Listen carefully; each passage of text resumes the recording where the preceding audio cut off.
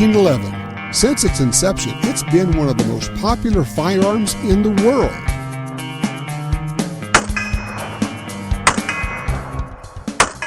As with any firearm you own, it's important to master the fundamentals as well as learn the secrets of handling each specific gun.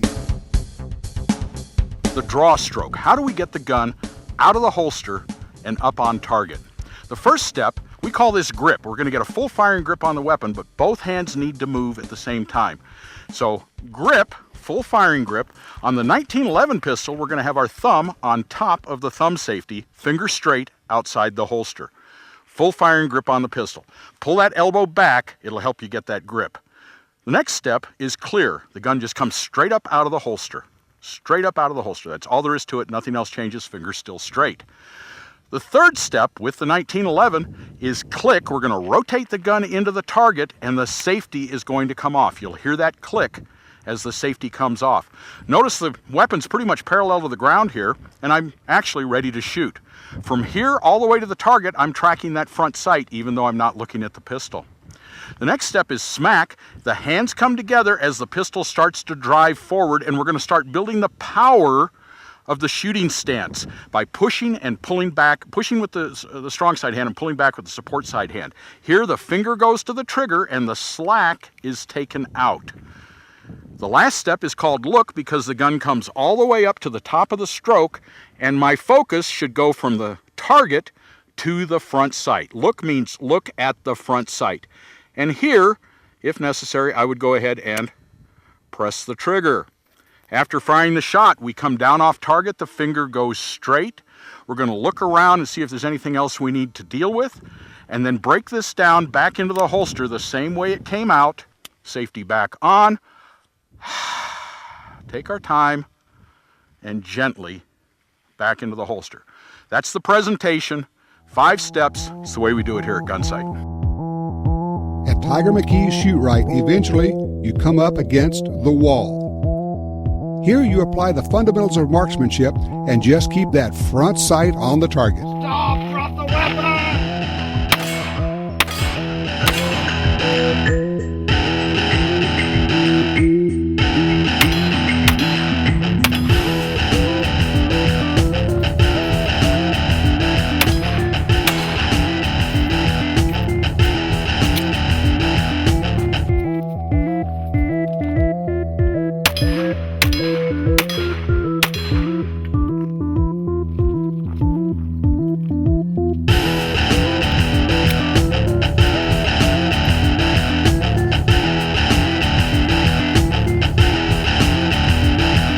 Tiger, that's what you call the wall, right?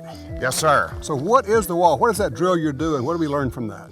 Basically, what you're doing is combining a lot of fundamentals. You're communicating with the threat, drop the weapon.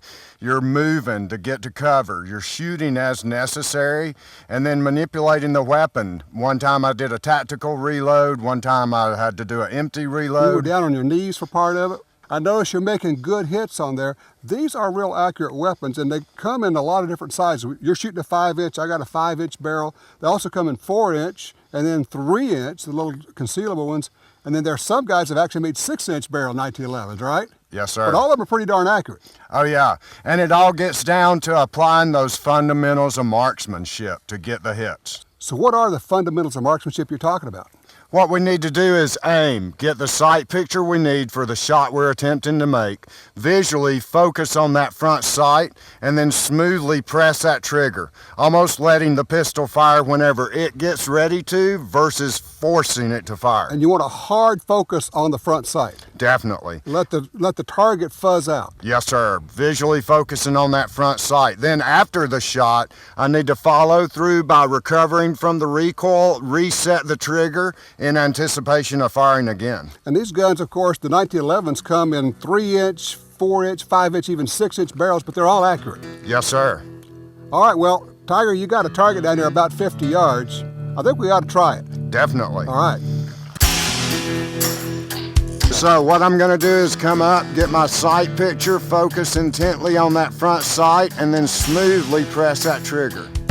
While many think of the 1911 and the .45 as a close-range proposition, There you go, we're focusing on the front sight and smoothly press. It surprises some to find out it's actually accurate at longer ranges.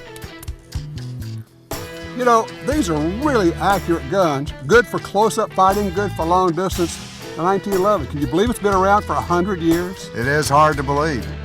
The 1911, the firearm designed by John Browning more than a century ago, was and still is a design for the ages.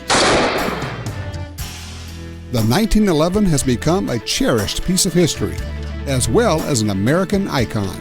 It is American. It just is. And going back to people's grandfathers. My granddaddy went in the Army in 1915, and he fought Pancho Villa in World War I and down through all the Latin American countries, the banana republics in World War II, and he fought in Korea. And he started out on a horse with a 1911 pistol. And when he retired in 1955, the Army was flying jet airplanes, and they still had the 1911 pistol. It's simple, it's rugged, it's a great caliber, it's a fight-stopping caliber. Nothing has come along that works as well, can take the beating and the punishment as well as that handgun has. Archetypal American firearm. I mean, who doesn't love themselves a 1911? Get yourself a 1911, I guarantee you, you can't have more fun than this.